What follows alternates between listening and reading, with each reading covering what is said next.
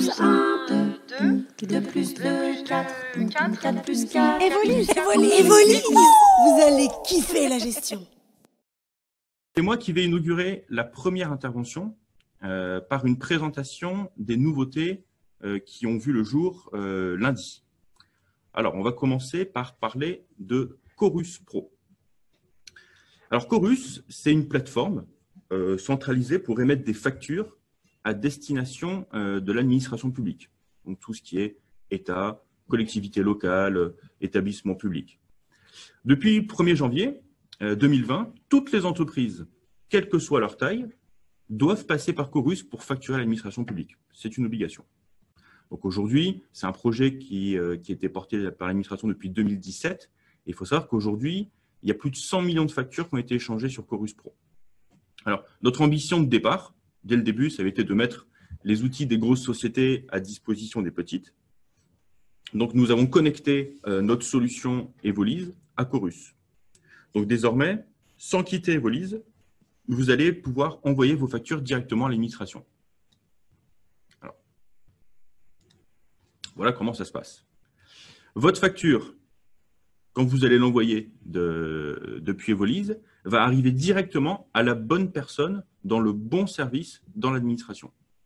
Donc, avec cette connexion directe à Chorus, on va finalement accélérer le traitement de vos factures par l'administration.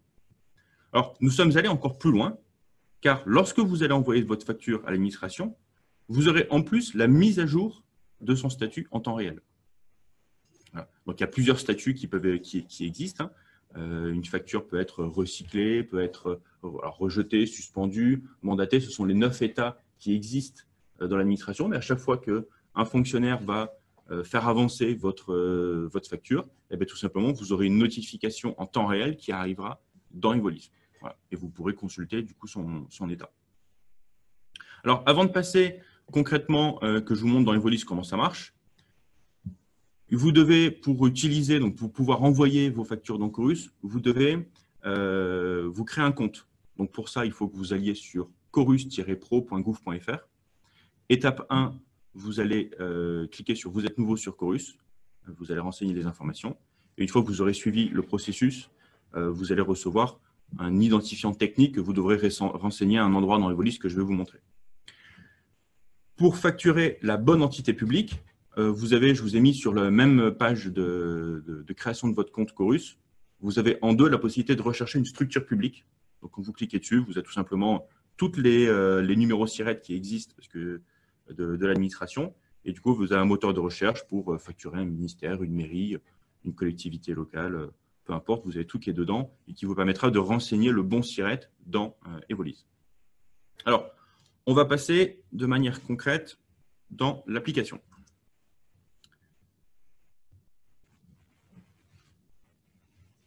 Alors, hop. Première étape, se connecter à Chorus. Alors, c'est très simple. Une fois que vous êtes connecté de votre compte, vous allez dans votre nom, prénom, vous allez aller dans Applications. Et tout en bas, enfin tout en bas un peu plus bas, là on passe par toutes les interfaces qu'on a. Voilà, vous avez facturation électronique, activez la facturation via Chorus. Quand vous aurez créé votre compte, l'administration va vous donner un nom d'utilisateur technique. Ça ressemble à une adresse mail. Voilà, comme ça. Donc moi, c'est un compte de test avec un mot de passe. Donc, ce sont des informations tout simplement que vous allez reprendre, que vous allez coller ici. Je fais vérifier. Voilà, et là, vous avez un message comme quoi vous êtes bien connecté. Ensuite, quand vous allez créer un client, donc là, j'en ai, donc j'ai pris des clients qui étaient proposés par l'administration pour faire nos tests. Donc, si je modifie une fiche client, bon là, pour les tests, ils avaient créé la mairie de Poudlard. J'ai maintenant les types, j'ai différents types. Avant, vous aviez particulier, professionnel. Maintenant, on a le type de client administration publique. Donc, lorsque vous avez administration publique, vous allez devoir renseigner le numéro de TVA intracommunautaire et le SIRET. Donc là, c'est là où il faudra utiliser ce que je vous ai montré tout à l'heure quand vous créez votre compte, l'annuaire, pour retrouver les bons numéros SIRET. Et une fois que vous avez fait ça, eh ben, on va faire une facture. Donc là, par exemple, on va facturer à la mairie de Poudlard des baguettes magiques et un super balai. Voilà. On va en mettre un peu plus. Je vais envoyer ma facture. Donc, j'enregistre ma facture définitivement. Donc là, en fait, rien ne change en fait par rapport à comme si vous faisiez une facture de manière classique sur Evolise. Il vous demande de l'enregistrer. Donc là, je suis en train de la créer. Elle va être signée. Elle est bien générée exactement comme vous avez l'habitude de le faire. Sauf que là, maintenant, vu que c'est une administration publique, j'ai un bouton qui est envoyer dans Chorus. Donc, quand je vais faire envoyer dans Chorus, tout simplement, lui va reconnaître, suivant le numéro SIRET que vous avez mis, l'administration va nous mettre à disposition différents services. Bon, là, c'est un compte de test qu'ils nous ont mis, donc là, il n'y a qu'un service, mais il pourrait y en avoir plusieurs. Suivant le service, vous pourrez donner un numéro d'engagement. Des fois, il est obligatoire, des fois, il ne l'est pas. Ça, c'est suivant le paramétrage de l'administration. Et ensuite, je fais envoyer le document. Tout simple. Donc, pour vous, il faut voir l'envoi Chorus. C'est un mode d'envoi, comme un mode d'envoi par mail, comme un mode d'envoi par courrier. C'est la même chose. Là, une fois que le document est parti, une fois que vous avez cliqué, voilà, vous avez en attente, en attente de signature, c'est-à-dire que c'est parti dans Chorus. Alors, je vais vous montrer ce qui se passe. J'avais déjà préparé une facture, du coup, parce qu'on a des accès pour faire évoluer le statut des factures. Si je prends le destinataire, voilà, donc là, destinataire partenaire, c'est un autre compte de test que nous a fourni l'administration. Et donc là, vous voyez que je vois que la facture, ici, j'ai tous les états par lesquels elle est passée. Et là, elle a été mise en paiement hier. Voilà.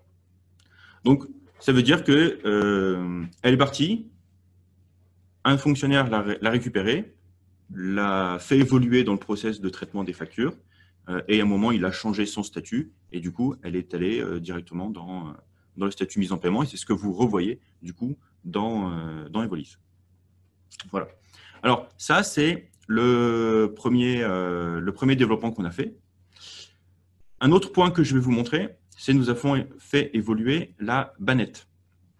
Alors, la bannette, pour ceux qui l'utilisent, la bannette, alors c'est l'email bannette. La bannette, c'est là où vous allez recevoir toutes vos factures fournisseurs. Donc, vous pouvez les récupérer soit depuis des scanners, depuis une application mobile. On peut connecter directement son portail fournisseur aussi pour aller récupérer automatiquement les factures.